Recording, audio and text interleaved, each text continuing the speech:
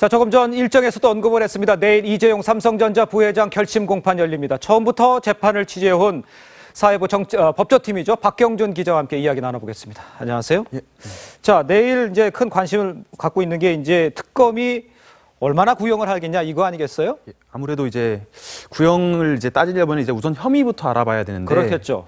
법조계에 따르면 이 부회장이 적용된 혐의는 모두 5가지입니다. 예. 우선 삼성의 정유라 씨에 대한 승마 지원금과 예. 재단 출연금 등 뇌물 공여 혐의와 그다음에 특정경제범죄 가중처벌법상 횡령 혐의가 적용됐습니다. 예. 또 이 밖에 재산국의 도피 혐의와 범죄수익은닉 규제 및 처벌법 위반 혐의, 그다음에 국회 위증 혐의까지 추가됐습니다. 모두. 자, 이렇게 혐의가 뭐 5개 정도 있는데 뭐 다 인정이 될지는 모르겠습니다만 혐의가 인정이 됨에 따라서 선고량이 바뀌겠죠.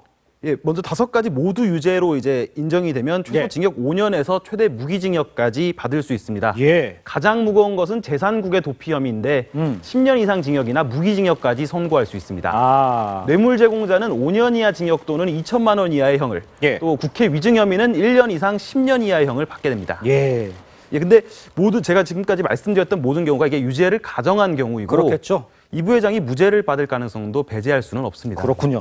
자, 내일 재판에 쟁점이 있을 텐데 또 쟁점 좀 짚어주시고 이 특검과 또 삼성 측이 뭐 변론 또 어떻게 할 건지 이런 것 전략들이 있을 거 아니에요. 예, 가장 최대 쟁점이 되는 부분은 뇌물공여죄입니다. 뇌물공여죄가 무죄로 판정이 되면 예. 이에 수반되는 횡령이나 재산 국외 도피 혐의, 그다음에 범죄 수익 은닉 혐의 모두가 무죄로 판정될 수 있기 때문입니다. 예. 특검 측은 삼성의 정유라 승마 지원과 재단 출연 자체가 부정한 청탁의 대가이면서 이를 뒷받침하는 간접 증거가 많다고 지금 주장하고 있습니다. 근데 반면 이 부회장 측은 박 전 대통령 독대 당시에 예. 경영권 승계 언급이 없었고 오히려 박 전 대통령에게 질책을 들을 만큼 강압의 피해자라고 반박하고 있습니다. 아까 언급을 했지만 그 증거가 있다고 그랬는데 제 기억으로도 증거가 차고 넘치다 이런 얘기 했었잖아요. 그런데 사실 입증하는 데는 쉽지 않았던 것 같아요.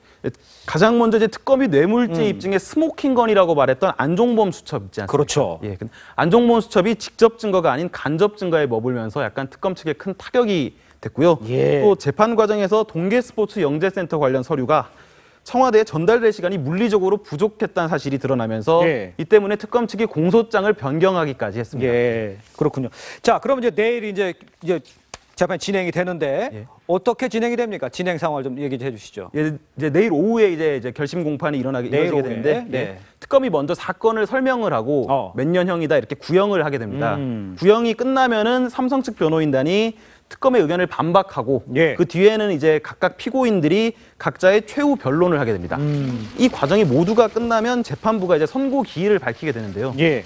이 부회장의 구속 만료일이 27일인 만큼 그 이전에 선고될 가능성이 매우 높습니다. 27일 이전에. 예. 자, 그런데 이 부회장 선고가 모든 사람들이 관심이 있는 게 이게 박 전 대통령의 선거에 영향을 미치느냐, 재판에 영향을 이거 아니겠어요? 어때요? 예, 사실 근데 독립된 재판부에서 재판이 따로 진행되는 만큼 원칙적으로는 서로 영향을 미칠 수는 없습니다. 그렇죠. 근데 아무래도 이 부회장과 박 전 대통령은 예. 직접적인 뇌물 공여자와 수수자, 준 사람과 받은 사람으로 연결되는 만큼 그렇죠. 박 전 대통령의 뇌물 혐의에 대한 쟁점이 재판부에 어느 정도는 참고가 될 수는 있습니다. 그렇군요. 자, 또 하나 관심이 TV 중계가 되느냐 이런 얘기도 많이 하지 않습니까? 그 부분은 어떻습니까?